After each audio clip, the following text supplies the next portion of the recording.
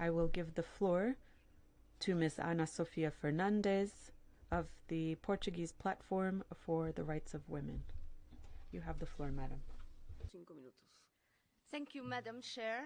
On behalf of the Portuguese Platform for Women's Rights and its 28 member organizations. In terms of context and framework issues, we highlight three major concerns: erosion of women's rights and of women as a specific political subject, lack of specific funding for women's rights and lack of gender mainstreaming, including gender budgeting, and overwhelming lack of knowledge on women's human rights and on the international commitments of Portugal, namely CEDAW. Throughout the years, the increasingly broad scope of intervention of the national machinery, as well as the reduction of women's NGOs' presence within its advisory council, had detrimental consequences. Particularly, the ongoing elimination of the concept of sex in common language in the media and in policy documents, as if women's rights and inequality between women and men were not issues that permeate all policy areas, regardless of other important factors of discrimination.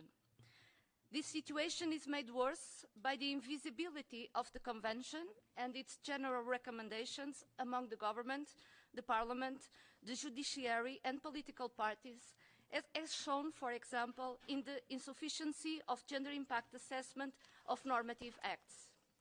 In terms of funding, the resources allocated in the state budget are significantly less than those assigned to other policy areas, and we note that the reinforcement of the long-standing inequalities between women and men during the COVID-19 pandemic, namely the asymmetric division of care work, did not have a visible response in terms of gender budgeting in the Recovery and Resilience Plan due to inadequate gender impact assessment. Women's NGOs were scarcely involved in the recovery plans, partially because their expertise was not valued, but also due to the debilitating and consistent underfunding of their work. Continuous and reliable funding for women's NGOs, namely through the state budget and temporary special measures, must be implemented according to the specific needs of women and girls from disadvantaged groups. In terms of thematic priorities, we highlight ending the continuum of male violence against women and girls.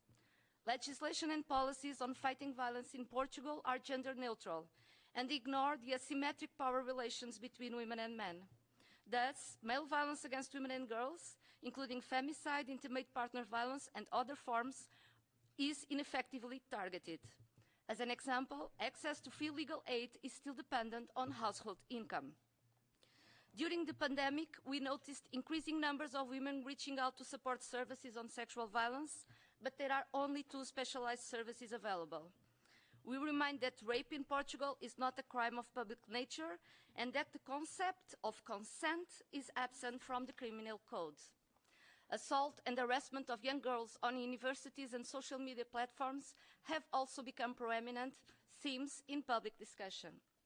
Lack of sexual education in schools means that pornography will often act as a stand-in for sexuality awareness with devastating consequences, namely the normalization of prostitution. There are no public policies in line with CEDAW, namely exit programs and awareness raising towards ending demand and disrupting the system of prostitution. Figures for trafficking for sexual exploitation in Portugal are inexpressive, which raises serious concerns on the effective identification of the victims. We highlight also health.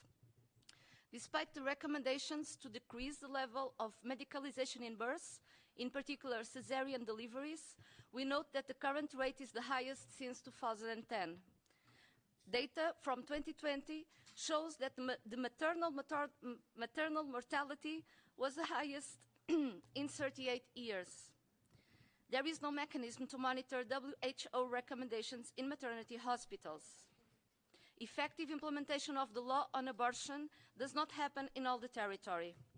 Obstetric emergency services are also not widely and equally available. We highlight education.